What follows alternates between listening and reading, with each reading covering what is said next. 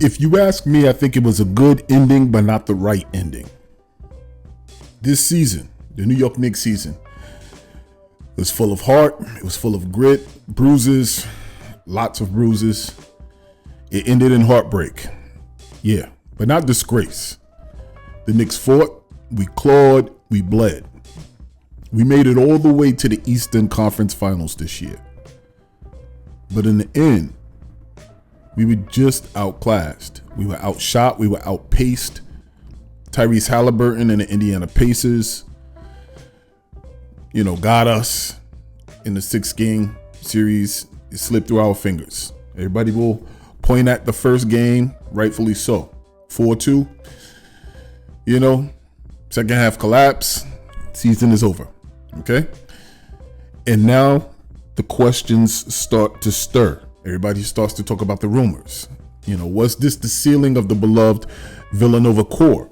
Can Jalen Brunson do it all again next season at the same MVP level pace without more elite help?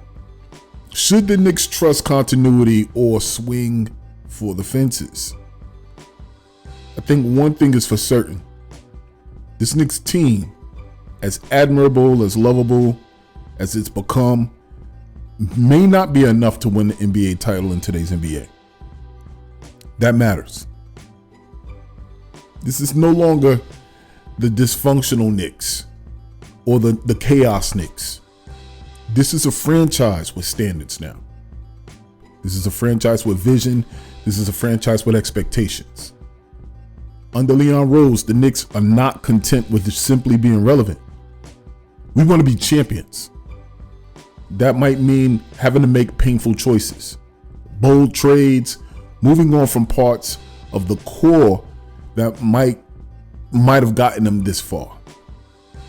The Villanova trio, Brunson, Hart, McCall Bridges, add in pieces like OG, Mitch Robinson, all of them reestablished the Knicks as a serious franchise. They brought the team out of the wilderness and into the Eastern Conference elite.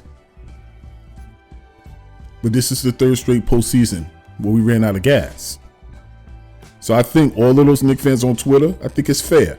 I think it's fair to ask that question. Is it time for a new phase?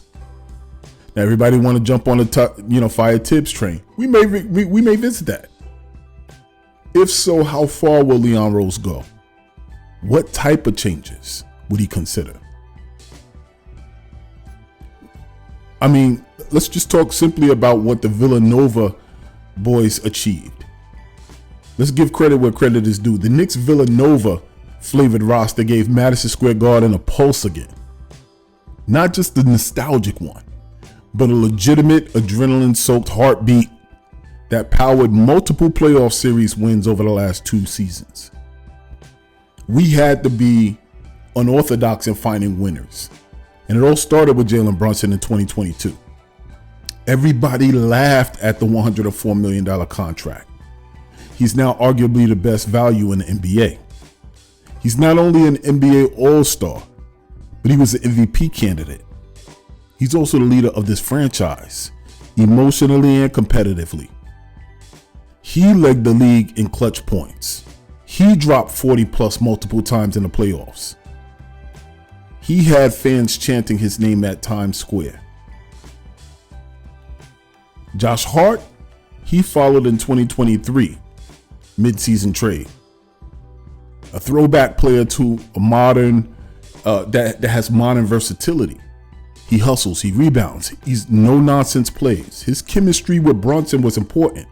It was instantaneous, and his willingness to do the dirty work endeared him to all of us New York Knicks fans, and will forever. Then we were able to get McCall Bridges in the summer of 2024. He was like the crown jewel we were trying to get. That trade with the Nets sent shockwaves through the NBA. The Knicks now had a trio of champions who played together, sacrificed together, and knew what it meant to win. We immediately became the league's most rugged, high IQ wing core. And for a certain period of time, that formula worked. We were able to have moments where we would show that we could defensively dominate the glass and make unselfish plays. We had heart. We had chemistry, more so last year than this year. But in both years, we had an identity. We weren't just like a super team. We were different. We were tough together and we were tireless. So this season was arguably the franchise's best in 25 years. We had a top, 5 finish? We beat Detroit and Boston, deep playoff run, ending just short of the finals. So a lot of people may say, why change that? Because being really good isn't the same as being a champion. We've been really good in the past. Long time ago, but still the past. But here's the painful truth. This is what the Pacers series revealed to us. The Knicks lost to an Indiana Pacers team that didn't have, they did have more talent. But they definitely had more pace, more offensive versatility, more perimeter shot making. They had more flow. Our defensive schemes under Tom Thibodeau has long depended on physicality, rotations, and effort, and that suffered with some of the personnel. And if we're asked to win shootouts or play from behind, the system shows its limits. And so does the roster. Brunson had moments where he was heroic. He could have did a little bit more, but also he was overburdened. Indiana couldn't key in on him without fearing another ball-dominant scorer consistently. Josh Hart and Bridges are elite defenders, OG, and connectors, but not creators. OG was on point a little bit here and there. Towns, though, solid at times, wasn't as dominant as we've seen him during the regular season, though. Brunson had the series in the playoffs. Throughout the playoffs, he averaged 30. What more can you ask for? That's the story, though. So no matter how much Knicks fans adore this team, and I know we got those pieces this year, continuity comes with time together. Effort and culture, chemistry, all of that. Some people may say all of that hit its limits. We don't need to go nuclear on offense, but we absolutely need to show up this defense, especially with the rest of the East getting younger, faster, deeper. Standing pat simply isn't an option. So the question becomes, what do we do? Enter Leon Rose. Leon Rose has never been afraid to take a shot. We've seen that with DiVincenzo, Julius, and Cat. He let long-standing front office guys go in favor of his own circle. He bet on Brunson when others hesitated. He traded picks and young players for Bridges. A lot of people argue that, but he was confident in the payoff. Each time, the move elevated the Knicks. Now, with the foundation kind of secured, is he ready to take that next big swing? Because the Knicks right now aren't building just a culture. We're trying to build a title team. And for the first time, the current version this current version is not going to be enough. Expect Rose to survey the market, whether that's chasing a title or chasing a scorer, making a call to discontented superstars, or simply pushing all of his chips in the middle for a player who recently hinted at his interest in playing in New York. Yeah, I'm talking about Giannis. Yo, if we got a player like Giannis, it would be stupid. Now, people will say how much you're going to have to give away. Giannis Antetokounmpo is fresh off of another disappointing playoff run with the Milwaukee Bucks when he made that headline. He had an interview where he praised playing in New York. He's in the past talked about just the aura and the fans. More so than any other time, he left that door open. A decade, Giannis has been loyal, but we see loyalty has its limits. The Bucks supporting cast isn't improving. Dame Lillard, although he's talented, he looked worn out by the postseason. And that ceiling in Milwaukee no longer is guaranteed. They see teams like New York. Young talent, stable coach, superstar point guard, top tier defense at times, arguably the loudest fan base in the league. It's the only franchise that rivals the Lakers in media power and historic resonance. Giannis in New York is more than just a fantasy at this point. It's starting to feel like destiny, if you ask me. And if he imagine the man makes a demand to move. The Knicks right now, we actually have the pieces to make it happen. I know what you're saying. Come on, what we gonna do? We ain't gonna have no players left. Carmelo Anthony all over again. Let's not sugarcoat it. Trading Giannis would hurt. Trading for Giannis would hurt. You don't get a 2-time MVP and champion without paying the price at 30 years old. The Knicks would need to part with multiple first-round picks, at least one centerpiece starter, and likely a beloved member of that Villanova trio. Now, we got to ask ourselves as Knicks fans, would we be able to stomach that deal if a player like Hart or OG was included with 4 first-rounders? We'd have to. We absolutely would have to. Because imagine Jalen Brunson, Mikal Bridges, let's say Landry Shamet, Giannis Antetokounmpo, and Mitchell Robinson. That's a championship team, day one. Giannis gets the ball out of Brunson's hands.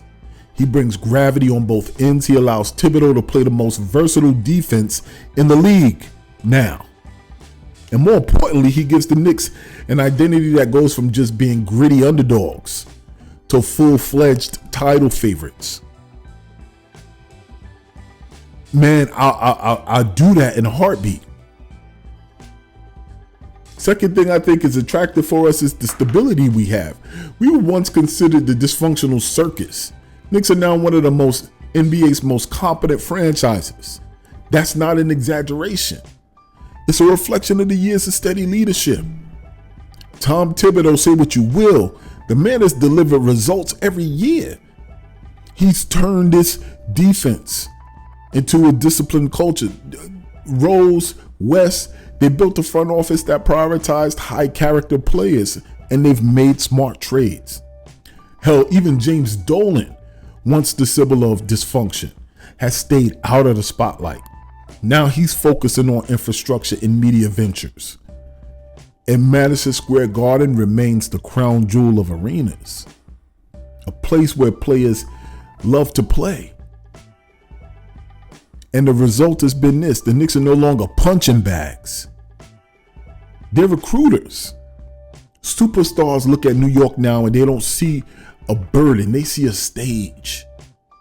Players talk. Agents talk. They're seeing what we see. The machine is finally running smoothly. What's the emotional risk though? Moving on from the core.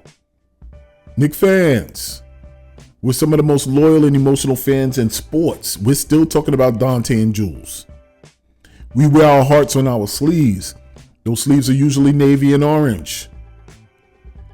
So the idea of breaking up a core like this that brought us really back, the core that took us to the conference finals, that won a game 7 in the other garden, that brought joy, passion, Villanova championship DNA. I know it's painful. That wasn't a game 7, that was game 6, my bad. Josh Hart is a folk hero at this point. Mikal Bridges settled in this playoffs. Brunson is practically the mayor of New York. But building a dynasty means making hard calls. Think about the Raptors. I know I keep saying that. Trading for DeRozan for Kawhi. The Warriors letting go of beloved bench guys for Kevin Durant. The Bucks trading for Drew Holiday at the peak of Middleton's career. It's never easy. But titles aren't won with sentiment. That's the one thing Knicks fans, we're going to have to adjust to. Because titles are won with stars. And if the Knicks can turn a respected core into a mother-flipping juggernaut, Leon Rose is going to do it. Now, if he doesn't, and we run it back, that wouldn't be the end of the world either, because we will then have continuity. Let's be fair. There's a strong argument for keeping this core intact. Jalen Brunson is just entering his prime. Bridges still has room to grow. Hart is irreplaceable in terms of effort and chemistry. OG Anunoby, if he resigns with us, forms one of the league's best defensive trios with Bridges and Hart. And Karl Anthony Towns, although he was inconsistent on this run, he still helped space the floor at the 5. If the Knicks want to run it back, it wouldn't be unreasonable. We could stay patient, as Leon Rose has done. We could preserve draft capital and strike once again when the market shakes loose. But the East is only getting better. Boston isn't going anywhere. Indiana, they're in the finals. Cleveland still has 2 stars in their prime. And if Milwaukee goes anywhere else, or if he stays, they still got Giannis right now. Standing pat might mean another playoff exit in the second round, though, on the third round. That might be fine for some franchises. But for New York, not when we were this close, 2 wins away from the finals. It's not good enough anymore. So all I'm saying is this. I think change is coming, and I think it's okay that it is. This has been one of the best versions of the New York Knicks since the 1999 run. This squad was likable. They aligned with the city. They represented. But they came up short. And that doesn't invalidate their journey. It proves that the journey needs a new chapter, though. Leon Rose has built trust. Tom Thibodeau built this culture. Jalen Brunson has now built belief. Now the time may come to build the final product. We thought this next season was going to be about the bench, but it could mean parting ways with pieces that we love. It could mean chasing greatness, not just good vibes. It could mean taking the shot, especially if a 7-foot Greek demigod is standing under the garden lights, waiting for that moment. Knicks fans, we should be proud, but we should also be ready, because the next version of this team might be even better. What say you? Keep this in mind. Same thing applies to life that applies to our team. There's no struggle, there's no progress. But remember this, whether it's out there in the real world or here in these YouTube streets, here in Knicks Deli, baby, everybody eats. Good year. I'm out. Peace.